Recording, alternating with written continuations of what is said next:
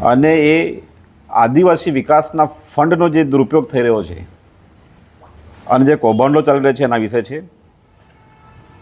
આપ સૌને ખબર હશે કે ગઈ 20 તારીખે સમાચાર માધ્યમોમાં એક સમાચાર આવ્યા કે છોટાઉદેપુર અને નર્મદા જિલ્લાના ટ્રાઇબલ સપ્લાન ઓફિસના એ જિલ્લાના જે પ્રભારી છે, પ્રભારી મંત્રી ભીખુસિંહ પરમાર, એમના અધ્યક્ષપણા હેઠળ જે તે વિસ્તારના જિલ્લાના ચૂંટાયેલા ધારાસભ્યો, સાંસદ અને આખી સમિતિ, જિલ્લા પ્રમુખ, એમના વતી એમના એ મંડળથી, આયોજન મંડળ દ્વારા જે તે ટ્રાઇબલ સપ્લાનની ગ્રાન્ટનું આયોજન કરવાનું હોય છે. અને એ આયોજન છોટાઉદેપુરમાં પણ થયું હતું, નર્મદામાં પણ થયું હતું. પરંતુ ન્યૂઝપેપરમાં આવેલી માહિતી મુજબ એ આયોજનની આખી ડાયરી પ્રભારી મંત્રી શ્રી પોતાના ઘરે મંગાવી લીધી હતી અને પછી ભાજપના કોઈ નેતાના બંગલે જઈને એ 2 જણા 25 કરોડનું આયોજન કર્યું. અને એ જે હકીકત છે એને અહીંના સાંસદ શ્રી જસુભાઈ અને જિલ્લાના 3 ધારાસભ્યો, છોટાઉદેપુરના ધારાસભ્ય, પાવીજતપુરના, સંખેડાના, એ લોકોની જવાબદારી છે કે આ ફંડનું યોગ્ય આયોજન થાય.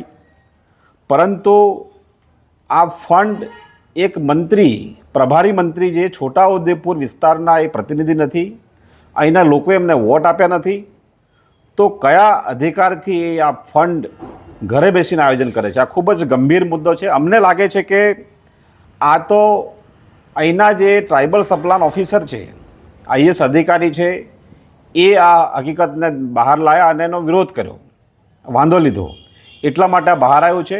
નહીં તો ભૂતકાળમાં આ રીતે આ 30 વર્ષમાં ભાજપની સરકારે આદિવાસીઓનો જે ફંડ છે એનો આવો ગેરવહીવટ કર્યો છે એવું બહુ સ્પષ્ટ દેખાય છે.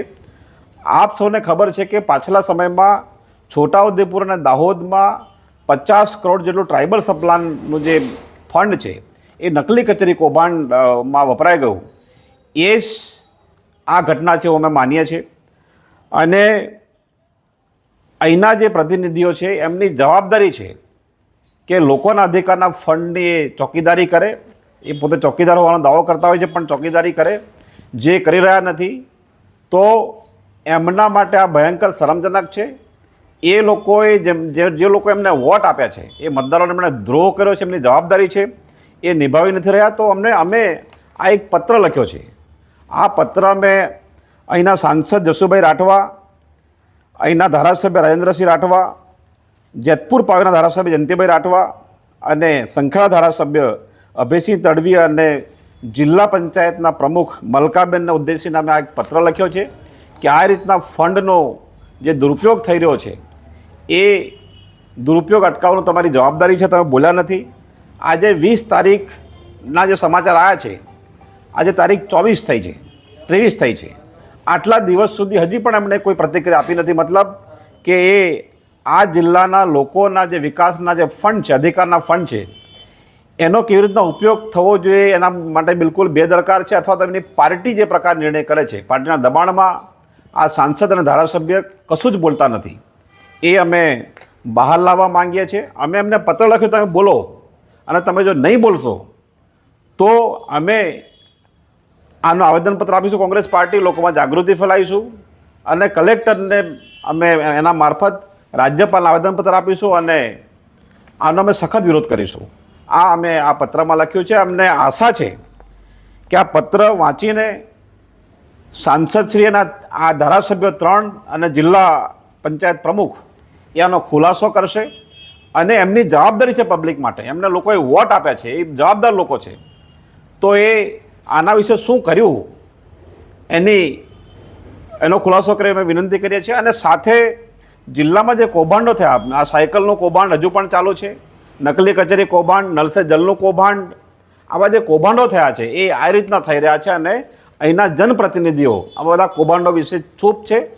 એ એમની ભાજપ પાર્ટીના દબાણમાં આ ચૂપ છે. અને અમને લાગે છે કે આ માત્ર ભીખુસિંહનું કામ નથી, આ બીજા કોઈક વ્યક્તિ છે, કોઈ એજન્સી છે જે છોટાઉદેપુરના લોકોના વિકાસના નાણાં એ રીતના ચાવ કરી જાય છે. એ અમને શંકા છે, એના કારણે પત્ર લખ્યો છે. અમને આશા છે કે તમે આ પત્ર ની માહિતી આ 3 ધારાસભ્યો, જિલ્લા પ્રમુખ અને ખાસ અહીંના સાંસદ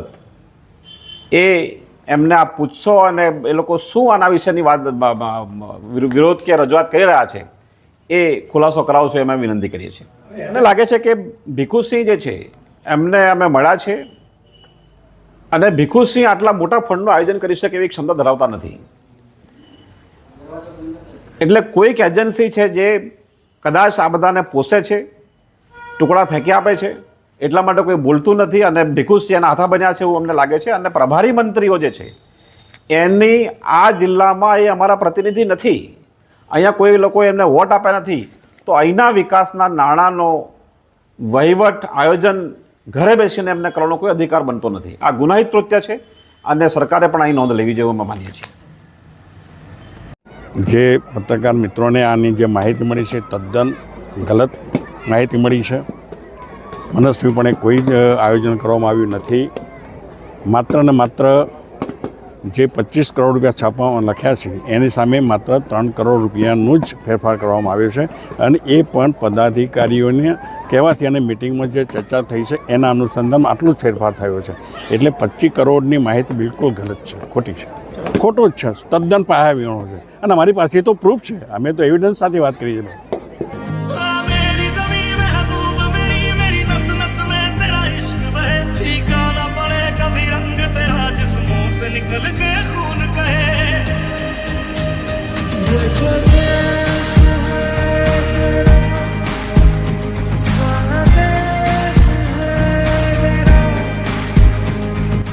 છોટાઉદેપુર સહિત રાજ્ય, દેશ અને દુનિયાના સમાચાર જોવા માટે સબસ્ક્રાઇબ કરો તીર સમાચાર અને બેલ આઇકોન જરૂર દબાવો.